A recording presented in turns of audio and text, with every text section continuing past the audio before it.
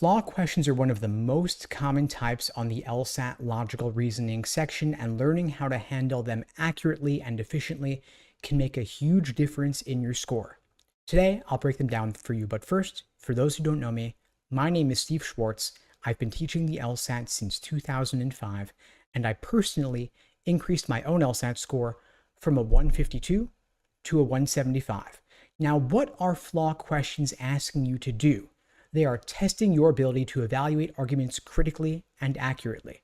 Today, I'll cover how to identify a flaw question, steps to approach them systematically, common reasoning patterns and how to spot them, and how to avoid traps that lead you to choose incorrect answers.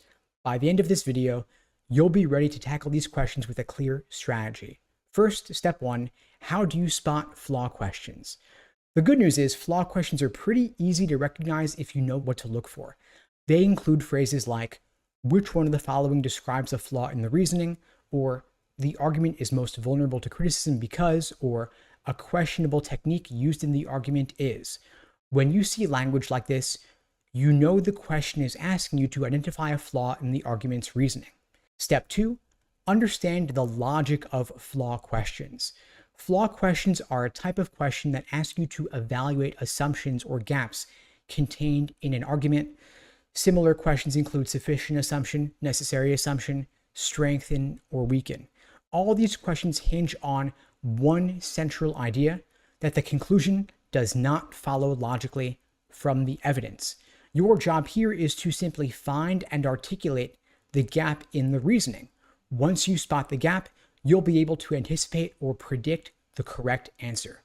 Step three, let's look at some common reasoning structures that show up frequently in flaw questions on the logical reasoning section. First, we have comparison, an argument that inappropriately compares two things because they are not considering all relevant factors. Secondly, we have causation, an argument that assumes that because two things are correlated, one must have therefore caused the other. And finally, we have conditional logic, where the argument is confusing necessary and sufficient conditions. If you are able to identify these argumentative structures, you'll be able to more easily hone in on what the flaw is. Step four, of course, we want you to avoid common trap answers. LSAC is masterful at crafting tempting but incorrect answers.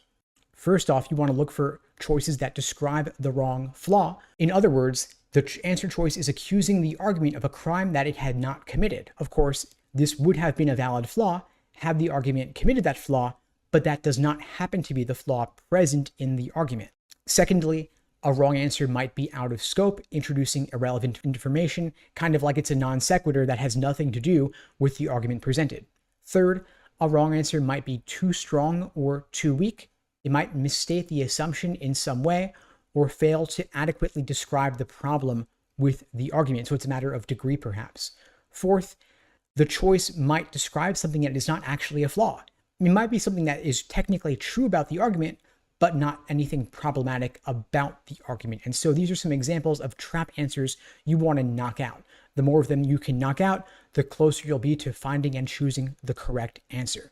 So here is an example of a comparative reasoning flaw. Quote, we should avoid eating at fast food chains because they are more expensive than home-cooked meals.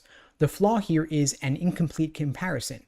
The argument here is assuming that cost is the only factor worth considering, but it's ignoring other relevant reasons that people might want to eat out at a fast food chain, such as maybe it's more convenient or you'd save a lot of time by eating out rather than having to cook a meal at home. The correct answer would address this flaw or gap in the argument, pointing out that cost is only one of several relevant factors worth considering when deciding where to eat or whether to eat out versus eating a home-cooked meal.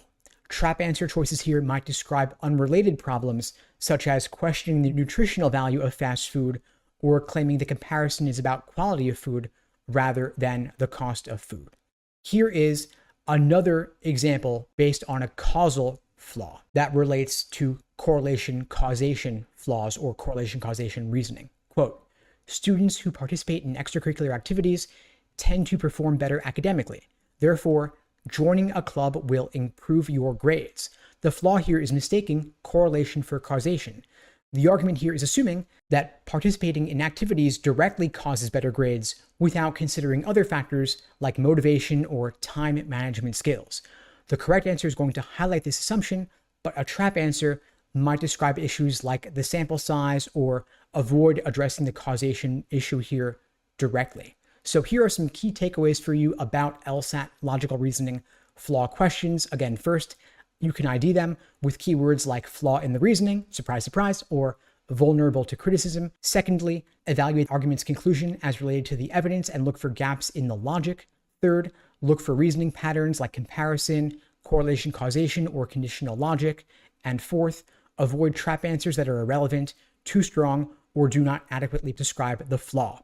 Now, again, it's incredibly important to master flaw questions because they are one of the most common types of questions on the LSAT logical reasoning section. And so if you're struggling with them or anything else on the LSAT for that matter, there are a wide variety of ways that I and my team at LSAT Unplugged can support you on your journey to scoring a 170 or above.